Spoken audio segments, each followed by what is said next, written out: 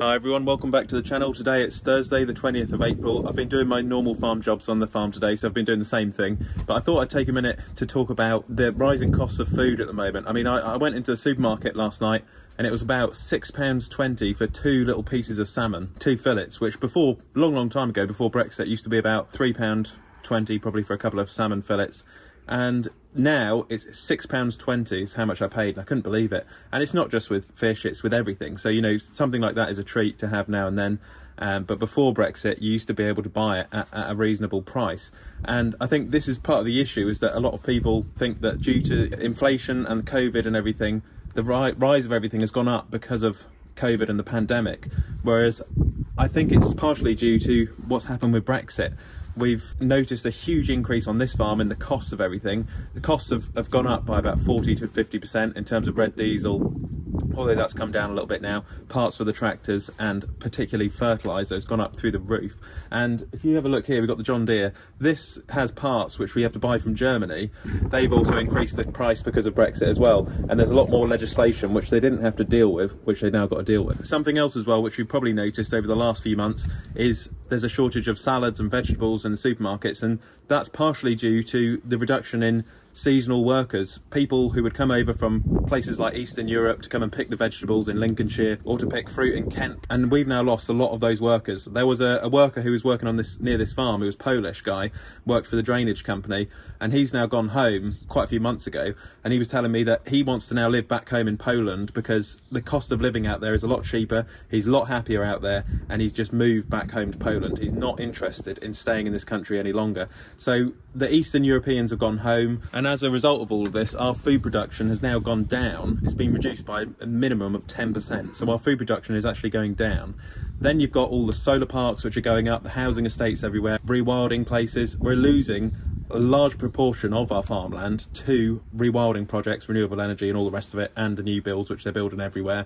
So we're losing farmland, we're losing our workers, our workforce to come and work in the industry. Is it an attractive industry as well? That's the other thing. It's long hours, hard work with low pay in comparison with other industries. So, you know, for the younger generation, they can go and get an IT job working in an office somewhere on £15 an hour, sitting down in a nice warm air conditioned whatever it is office. Why would they want to be working 7 days a week on a farm getting covered in muck? You know, today's generation, they want a good wage and they want an easy life. And I think one of the biggest issues which has been with regards to Brexit was that people thought that we would be getting a better deal. We'd be doing something better. It was a huge gamble, and I feel as though people have been lied to, particularly farmers, and they were lied by politicians, people like Boris Johnson, Nigel Farage, and they have really, you know, let this country down. And I think that people will realise this when it's too late, and it is now too late, because the damage which has been done is going to take a long time to recover from. I feel as though people who maybe voted for Brexit, you know, back in the day, this country was, you know, it was one hell of a country. You know, we had the greatest navy in the world. We had an empire which the sun would never set on. We had the world. You know, we had everything. But the world's moved on since then, and, you know, it's a completely different world through globalisation. Countries are more connected now than they've ever been. And yet here we are as the UK, kind of on our own, and trying to make ourselves more on our own through Brexit, through the independence. And we need to be collaborating, you know, speaking to other countries, getting on with our neighbours. You know, the EU is a massive block of countries. We really need to get on well with them, because we could trade with them. France, for example, huge country with a lower population than the UK. They're almost self-sufficient in their food, but they don't have enough lamb for their population. We could sell them great British lamb. You know, there's loads of opportunities. A lot of the Brexiteers seem to be focused on exporting all over the world, but let's just focus on our biggest neighbour, which is the EU, to trade with and to sell our produce to.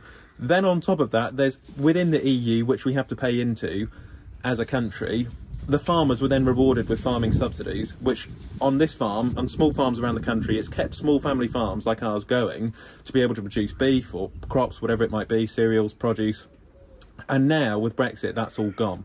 And what we're seeing now is a lot of these small family-based farms, which is the backbone, or used to be the backbone of this country, they're now sadly, a lot of them now are closing their doors. And these huge factory farms, these mega farms are taking over because they're the ones who can afford to take the hits. If you look at the trend this last year of tractor sales, the trend is going more for 200 horsepower, 300, 400, 500 horsepower tractors, these massive tractors. And arable farmers, and the big arable farmers are buying a lot of new kit at the moment. But the small livestock farmer in the hills in Northumbria, he can't afford to buy 50, 100 horsepower brand new tractor because he simply can't afford it because of Brexit. So has it been a good thing? Has it not been a bad thing? I think it's damaging the farming industry in this country in really, really negative ways. And I'm trying to be positive. So later on in the year, I'll head down to France, see what the cost of living's like there, and also in Eastern Europe as well. I'm going to have a trip to Poland and move on through to other Eastern countries and just see what their cost of living situation's like. Have they got the workers? Have they got the workforce? And is it as bad as what it's like here in this country? Because I've heard in Europe, it's still, although things are bad through inflation and COVID, it's still not as bad as Brexit. I think we're really feeling the pinch in this country. People in this country don't realise just how bad it is at the moment in this country and the damage Brexit's done. So yeah, leave a comment about it in the comment section. Cheers for watching. Let me know what you think, and I'll catch you on the next one. Click here to subscribe to the channel, and click here to watch another Olly's Farm video.